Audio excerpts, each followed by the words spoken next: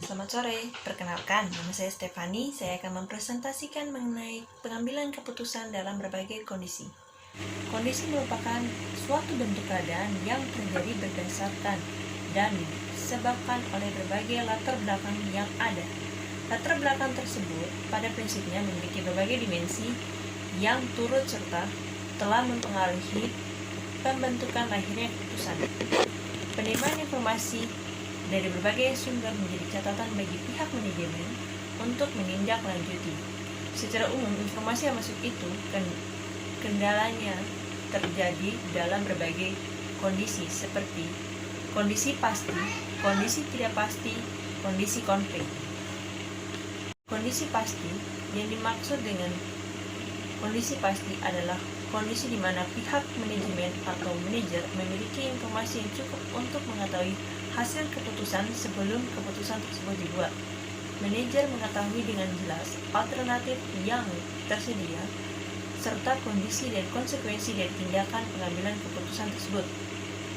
Kemungkinan kesalahan dalam pengambilan keputusan dalam kondisi pasti ini relatif kecil. Ada beberapa teknik yang bisa digunakan sebagai penyelesaian pengambilan keputusan dalam kondisi pasti, yaitu menggunakan program linear atau secara aljabar linear, input sampai output yang dikembangkan oleh ahli ekonomi yang bernama W. Leontief. Menurut Kamaluddin, pemrograman linear merupakan alat analisa atau teknik yang diintegrasikan dengan bantuan manajer dalam pengambilan keputusan dalam pembentukan determinatif, mendasarkan pada pertimbangan-pertimbangan kepastian, maksimalisasi atau maksimalkan promosi manfaat dan bantuan yang bermanfaat. Minimalisasi dapat digunakan oleh hal-hal yang penting dalam pengorbanan. Pemrograman linear terdiri dari dua, yaitu yang pertama adalah fungsi objek dan yang kedua adalah pembatasan sepenuhnya adalah linear. Analisa jaringan kerja atau metode jalur kritis atau CPM dan evolusi proyek dan teknik ulasan PER. Menurut Ashar Kasim, PER dan CPM telah digunakan untuk perencanaan, penjadwalan, dan kontrol dari macam-macam ragam proyek seperti A. Penelitian dan pengembangan produk-produk baru dan proses pembuatannya. B. Konstruksi pabrik, bangunan jalan, dan sebagainya. C. Perawatan alat-alat besar dan kompleks. D. Desain dan pengawasan sistem baru seperti pabrik, komputer, akuntansi, dan sebagainya. Yang kedua adalah kondisi tidak pasti. Di bawah kondisi yang tidak pasti, keputusan yang diambil penuh dengan ketidakpastian. Probabilitas hasil dari pengambilan keputusan tersebut tidak diketahui.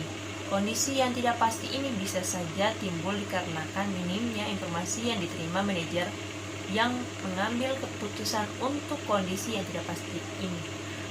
Harus membuat analisis tertentu tentang situasi yang dihadapi untuk memberikan kerangka yang wajar untuk pengambilan keputusan. Intuisi, penilaian, dan pengalaman manajer tersebut adalah modal utamanya. Penggunaan teknologi yang modern dengan segala yang mendukung informasi yang akan diterima saat mendukung bagi yang ingin meningkatkan manajemen perusahaan. Bagi pihak manajemen, menjadi sumber informasi terbagi menjadi dua. Yang pertama adalah informasi yang berasal dari pihak internal. Sumber informasi internal berasal dari lingkungan dalam organisasi yang diterima dan selanjutnya diolah menjadi informasi yang mendukung pembentukan dalam proses pengambilan keputusan dari pihak organisasi. Yang kedua, informasi yang bersumber dari pihak eksternal. Sumber informasi eksternal ini dari lingkungan luar organisasi yang selaras ini adalah pihak-pihak yang memiliki kepentingan terhadap organisasi tersebut. Informasi selanjutnya diterima dan diolah menjadi informasi pendukung dalam proses pengambilan keputusan di dalam organisasi tersebut. Untuk lebih jelasnya akan ditampilkan di slide. Hindari timbulnya masalah dalam situasi yang tidak pasti, sebaiknya para manajer melakukan riset terlebih dahulu, mencari informasi yang sebanyak mungkin, dan menggunakan beberapa metode.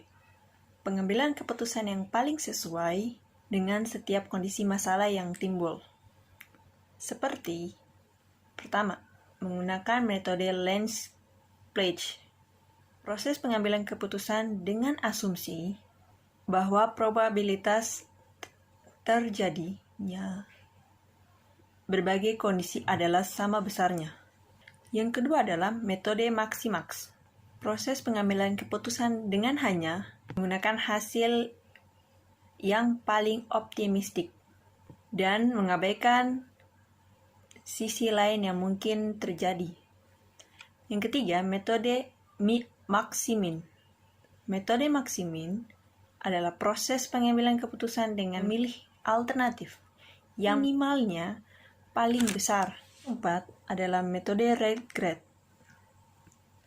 Adalah proses pengambilan keputusan dengan didasari pada hasil keputusan yang maksimal berdasarkan data pada masa lalu sebagai bahan pertimbangannya. Yang kelima adalah metode Realisme. Sebagaimana yang dijelaskan, metode realisme adalah proses pengambilan keputusan dengan menggabungkan metode maksimal dengan metode maksimin. Pertama adalah Expanded Monetary Value atau EMV, dan yang kedua adalah Expanded Opportunity Loss atau EOL. Kedua kriteria ini akan memberikan nilai konsisten yang berarti pertimbangan dengan kriteria EMV telah memutuskan X sebagai keputusan yang terbaik, maka dengan kriteria EOL juga memberikan keputusan yang sama dengan X sebagai hasil terbaik. Nilai moneter yang diharapkan adalah nilai pembayaran pembelian hasil dalam satuan 121 uang ketika terjadi penentangan, maka diambil keputusan yang mungkin saja bisa merugikan salah satu pihak. Dalam kondisi seperti keputusan yang sebelumnya telah diawali oleh saling terkait antara satu pihak dengan pihak lain untuk menyelesaikan masalah di sini dilakukan dalam permainan yang di dalam dunia bisnis terrealisasi dalam bentuk tawar-menawar harga, dan hingga terrealisasinya sebagai transaksi atau perjanjian. Kadangkala pengambilan keputusan harus ada sesuai dengan masalah atau masa depan dengan pasti, tapi ia bisa membuat estimasi seperti yang diperoleh karena sering suatu peristiwa yang dapat dilakukan atau disesuaikan secara berulang-ulang terhadap situasi demikian. Keputusan itu secara lebih dalam Kamaluddin jelaskan. Untuk menyelesaikan dalam persyaratan peminjaman ada dua kriteria yang dinilai, yaitu nilai moneter yang diharapkan dan kerugian peluang yang diharapkan. Kedua, kriteria ini akan memberikan nilai konsisten. Berarti, pertimbangan dengan kriteria EMV telah memutuskan X sebagai satuan keputusan terbaik, maka dengan kriteria EOL juga memberikan keputusan yang sama, yaitu X sebagai hasil terbaik nilai moneter. Yang pertama adalah Expanded Monetary Value atau EMV, dan yang kedua adalah Expanded Opportunity Loss atau EOL. Kedua kriteria ini akan memberikan nilai konsisten yang berarti pertimbangan dengan kriteria EMV telah memutuskan X sebagai keputusan yang terbaik, maka dengan kriteria EOL juga memberikan keputusan yang sama dengan X sebagai hasil terbaik. Nilai moneter yang diharapkan adalah nilai pembayaran pembelian hasil dalam satuan 121 uang ketika terjadi penentangan, maka diambil keputusan yang mungkin saja bisa merugikan salah satu pihak.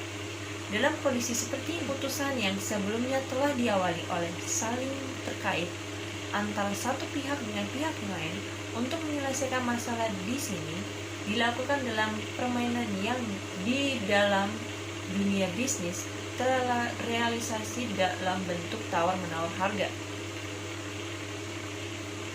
Dan hingga terrealisasinya sebagai transaksi atau perjanjian, kadangkala pengambilan keputusan harus ada sesuai dengan masalah atau masa depan dengan pasti, tapi ia bisa membuat estimasi seperti yang diperoleh karena sering suatu peristiwa yang dapat dilakukan atau disesuaikan secara berulang-ulang terhadap situasi demikian. Keputusan itu secara lebih dalam Kamaluddin jelaskan.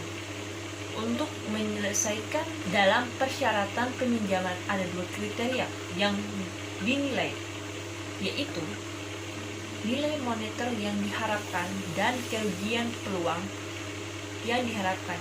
Kedua, kriteria ini akan memberikan nilai konsisten. Berarti pertimbangan dengan kriteria EMV telah memutuskan X sebagai satuan keputusan terbaik, maka dengan kriteria EOL juga memberikan keputusan yang sama, yaitu X sebagai hasil terbaik nilai moneter.